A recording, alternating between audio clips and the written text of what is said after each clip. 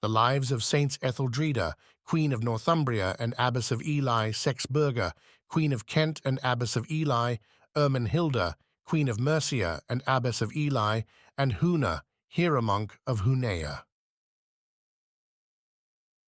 Our Holy Mother Etheldreda was born at Exning in Suffolk to the good King Anna of East Anglia and his wife Hieromonk, the sister of St. Hilda of Whitby. King Anna and his wife had 2 sons, Adolf and German, and 5 daughters, Etheldreda, Sexburga, Ethelburga, Etheldreda, and Withburga, all of whom are counted as saints of the Church. After the death of Anna in battle against the pagan King Penda of Mercia in 654, his wife received the monastic tonsure and went to live in a monastery near Paris. In about 652, Etheldreda was given in marriage by her father to Tonberg, the alderman of the South Gyrwas, who gave her the Isle of Ely as a dowry. He was at that time 16 years old, and she 30. But Tonbert soon died, leaving Etheldreda still a virgin.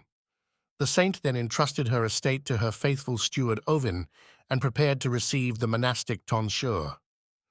However, her uncle Ethelwald wanted her to marry King Egfrid of Northumbria. Again, she submitted to the marriage, but remained a virgin. King Egfrid made great efforts to persuade her to change her mind. St. Wilfrid of York, who was a confidant of the Virgin, told St. Bede that the king had promised him land and money if he could persuade his wife to consummate the marriage. Eventually, after 12 years of unconsummated marriage, Egfrid acceded to her repeated request and allowed the Holy Virgin to receive the monastic tonsure at the hands of St. Wilfrid in the monastery of Coldingham. The abbess of the monastery at that time was St. Ebba I. However, the king changed his mind and set out for Coldingham with the intention of bringing back Etheldreda. Thomas of Ely writes, "The queen, going forth secretly with 2 handmaids of God, Suenna and Sawara, came to a lofty hill situated not far from the monastery which she ascended, that monastery being Colbert's Head. There the sea, leaving its natural channel and pouring out its waters, abundantly surrounded the hill on which the holy virgins had taken refuge. And so we are told by the inhabitants of the place, for 7 whole days, while they continued in prayer and fasting, the tide protected them, and, what is still more wonderful, forgetting its natural ebb, it tarried there as long as the king remained. And so the handmaiden of Christ, secured on her rocky eminence, escaped the wrath of the king and suffered no harm from him." Egfrid then withdrew and took another wife, Ermenhilda. Continuing on her journey to Ely, Etheldreda lay down in a quiet resting place, sprinkled with flowers of many colors and fresh with sweet-scented grasses. On awaking, she found that her staff, which she had fixed in the ground at her side, dead and dry, had put forth branches clothed with green bark and bearing leaves. She then left it in the ground, and it grew to become a large ash tree. The place where it grew came to be called Etheldreda's Stow. Passing on through Winteringham and Alftham, where she built a church, the saint came to her domain of Ely in 672. At first, the saint wanted to rebuild the half-ruined church built by St. Felix at Creighton-Dune, but then she decided to build a new monastery a mile away, near the river, where the cathedral now stands. The foundation was laid in 673. It was financed by her brother St. Adolf, and the architect was St. Wilfrid. When it was completed, Wilfrid installed her as the first abbess. She was like a mother to her nuns, training them by the good example she herself provided of the monastic life. The Venerable Bede writes that she had only 1 meal a day, was a great lover of solitary prayer, and wore woolen garments. She would seldom bathe except on the eves of great feasts, and then she would first bathe all the others in the convent and wait on them as a servant before washing herself last. Men and women of noble families would place themselves under her guidance and bring their children to the monastery for their education. She worked many miracles, and demons would flee not only when she was present or spoke, but even at the mere invocation of her name when she was absent. The saint prophesied not only that she would die of the plague, but also the number of those in the monastery who would die of the same disease. She was afflicted by a large tumor growing on her throat, for which she earnestly thanked God, saying, "I know for certain that I very much deserve to be afflicted with this suffering in my neck, for in my youth I adorned myself with many neck chains, and now I think God in his justice is cleansing me of my sin. For now I have this swelling which shines instead of the gold, and this scorching heat instead of the sparkling gems." There was a certain doctor there by the name of Sinifrid who lanced the tumor, and for a time the saint's condition improved. But the pain returned, and on the third day, June 23rd, 679, she reposed in peace. She was buried, as she had commanded, in the cemetery in a plain wooden coffin. Our Holy Mother Sexburga was another daughter of King Anna and a sister of St. Etheldreda. She married King Ermenhilda of Kent, from whom she had 2 sons, who later became kings of Kent in succession to their father, and 2 holy daughters, Saints Ermenhilda and Ermenhilda. She founded Minster in Sheppey, where she retired and became abbess after the death of her husband in 664.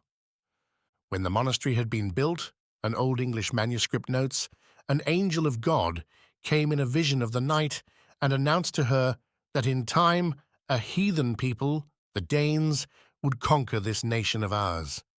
She had then held the kingdom for 30 years to deliver it to her son Hlothar, and she bought from him his share of the district Sheppey, so that it should be free for the uses of the monastery as long as Christianity would be maintained in England. Having obtained privileges for her monastery from the Pope, as did her sister Etheldreda for Ely through Wilfrid, Sexburga resigned the government of the monastery, handed it over to her daughter Ermenhilda, and hastened to Ely to place herself under the direction of her sister. The sisters greatly rejoiced at their meeting, and in 679, on the death of Etheldreda, Sexburga became Abbess of Ely. In 695, she wanted to translate the relics of her holy sister into the church. She sent the monks to look for a suitable stone for a coffin, for in Hetfen country of East Anglia there are few hewn stones. They rode to the small abandoned town of Grantchester, where God immediately granted them success, for they found near the town walls a white marble coffin of exquisite workmanship and covered with a lid of the same kind of stone. Giving thanks to God, they brought it back to the monastery. When the grave was opened, the body of St. Etheldreda was found to be completely incorrupt, as if she had died that very day. The doctor Sinifrid removed the veil covering her face, and found it his astonishment that the incision which he had made in the tumor had healed up, leaving only a slight scar. The linen in which the body had been buried was also as if new, and at the touch of it many demons were expelled and diseases healed. Also, the coffin in which she had originally been buried was reported to have cured people with diseases of the eyes who pressed their eyes to it. After washing the Virgin's body and clothed it in new garments, she was brought into the church and laid in the coffin that had been brought. It was found to fit her exactly, with the stone hollowed out at the head as if made for the head of the Holy Virgin. The translation of the relics of the Blessed Etheldreda took place on July 6, 695, and on the same day, some 4 years later, St. Sexburga died. She was succeeded by her daughter, St. Ermenhilda, who had married King Wulfhere of Mercia and borne him a son, Coenred, and a daughter, St. Werburga. After Wulfhere's death, she became a nun at Minster in Sheppey under her mother, Sexburga. When her mother went to Ely, she became abbess at Sheppey, and when her mother died, she succeeded her as abbess at Ely. She died on February 18th. In 869, one of the Danish invaders tried to take hold of the pall which covered the still incorrupt body of St. Etheldreda and struck the marble tomb with his battle-axe. But a splinter flew back from off the ground and entered his eye, and he fell dead. At this, the others left the tombs of the other saints, which they were thinking of violating, and fled. During the 10th century, the monastery of Ely was restored, and priests were introduced from other regions to perform the divine services. One of these, writes William of Malmesbury, being more presumptuous than the rest, tried, not I think with an honest mind, to stir up his fellows to make themselves more certain about the incorruption of the Virgin's body. These placed before themselves the danger of the thing, but he approached.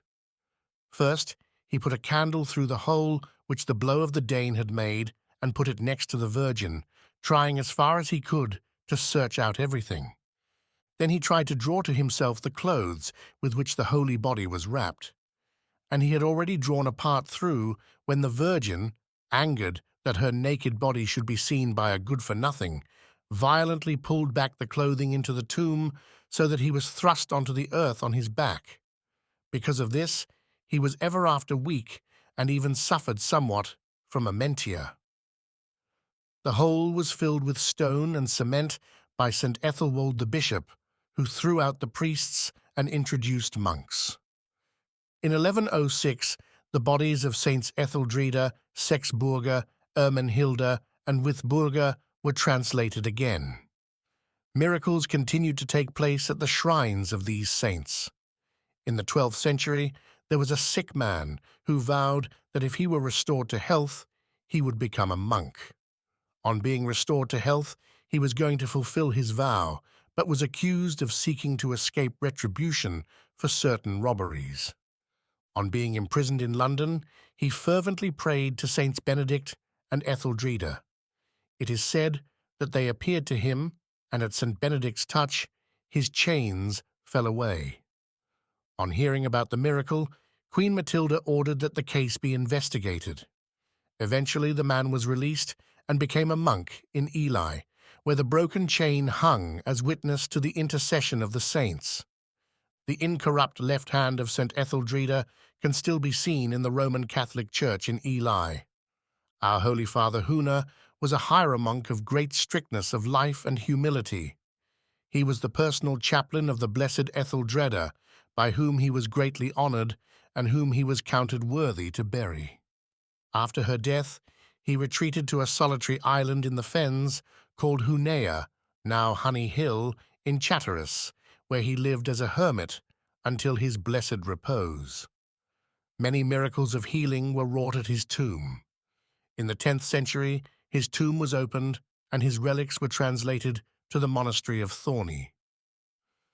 The Orthodox Church celebrates the memory of St. Etheldreda of Northumbria and Ely on June 23rd, the translation of her relics on October 17th, St. Sexburga of Kent and Ely on July 6th, and St. Ermenhilda of Mercia and Ely and Huna of Huneya on February 13th. Holy Abbesses Etheldreda, Sexburga, and Ermenhilda, and Holy Hieromonk Huna, pray to God for us.